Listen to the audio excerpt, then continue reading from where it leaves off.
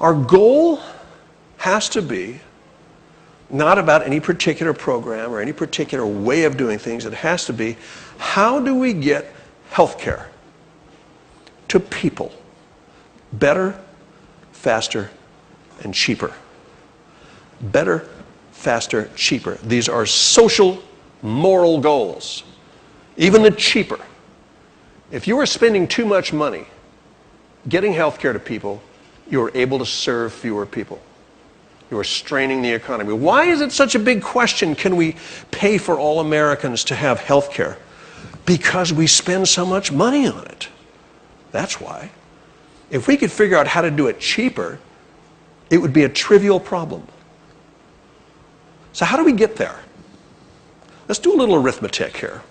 So I believe it can happen, and I'll tell you two basic things I believe are true. One is that the U.S. is the likely leader. Why? Because we do it so poorly. This is the place that real reform is going to begin.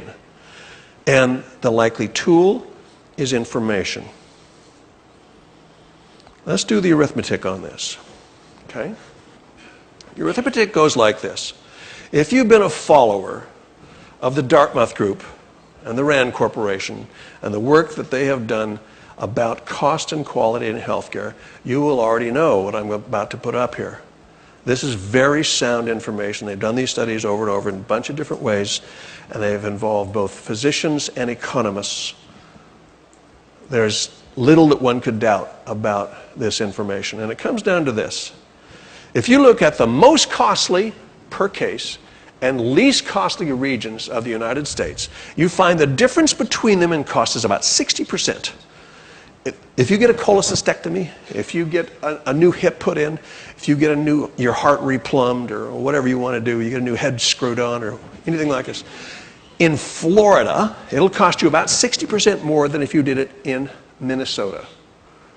And this is not just two particular states. There are wide areas of the country. Boston, Massachusetts, New York, high-cost areas. Southern California, high-cost area. Washington State, sort of low cost. The difference is 60%. Well, you'd think, you get what you pay for, right?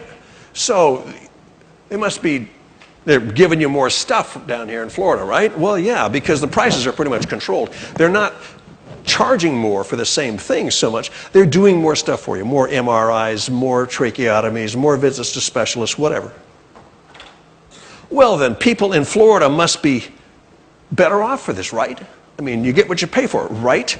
The variation in outcomes is zero.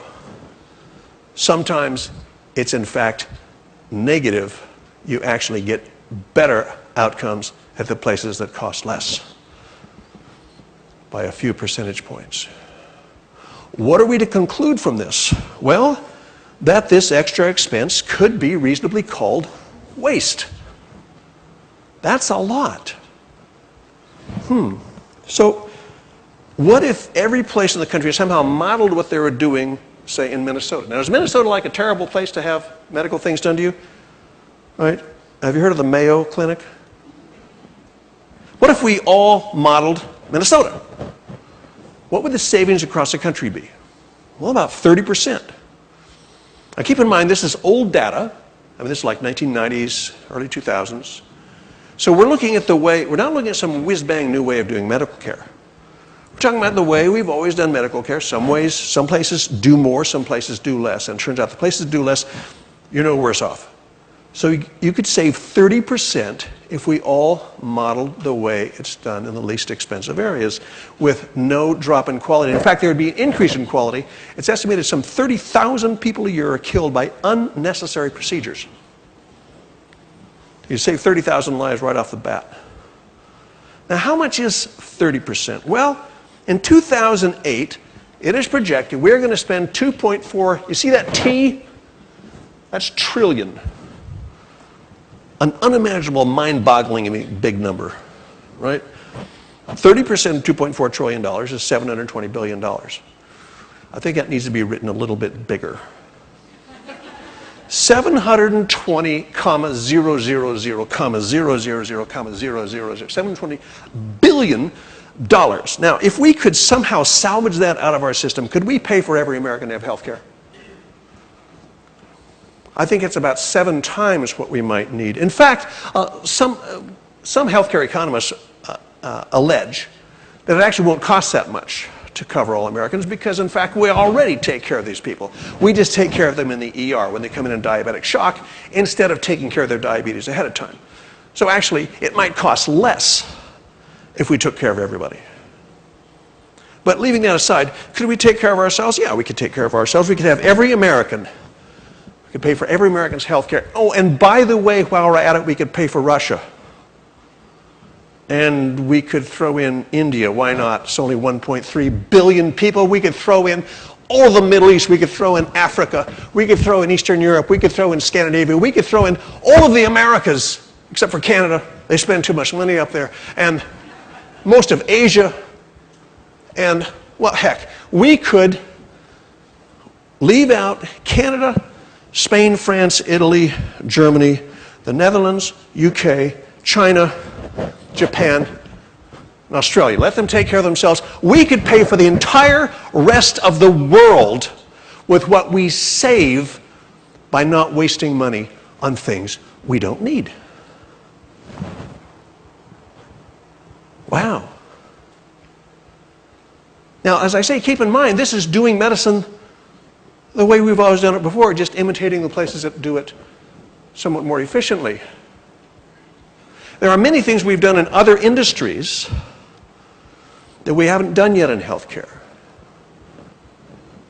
And we could imagine if we did them, we could drive down the cost even more. If we began to ask, how can we do this better, faster, cheaper, it is easy to imagine that we can in fact cut the cost not by 30%, but by 50%. I want you to think about how you got here.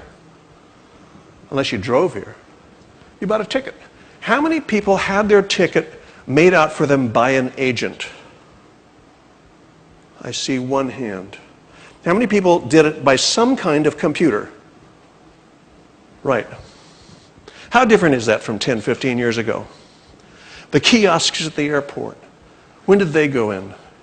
Now, did those systems go in because the airlines were in love with technology and they were flush with cash? They went in because the airlines were suffering. In fact, most of them were bankrupt at the very time they put those systems in. Why? Because the cost differential between you walking up to a kiosk and getting your seat and you having an agent do it is approximately 50 times. Now, that's just one example. Happens in all kinds of industries, happens all over the place. If we think of healthcare as that moment between the doctor and the nurse and the patient, that clinical moment, that moment of human judgment. But in fact, healthcare is a mass of transactions that's much, much larger than that. That moment of clinical judgment is maybe 1% or less of healthcare. If we took everything in healthcare that could possibly be done by a machine, from waxing the floors to watching the entrances to adding up the bills, everything, and had it done by machines, as they do in other industries, and left for the humans the things that humans are really good at, that we really want humans at, we would find not only a great decrease in transactional costs, we would find a tremendous increase in the amount of time that a doctor or a nurse can actually spend with a patient, helping them be healthy.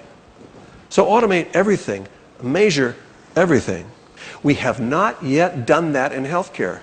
So when I say we could cut the cost of healthcare in the United States by 50% and drive up quality at the same time, there's no reason to doubt it.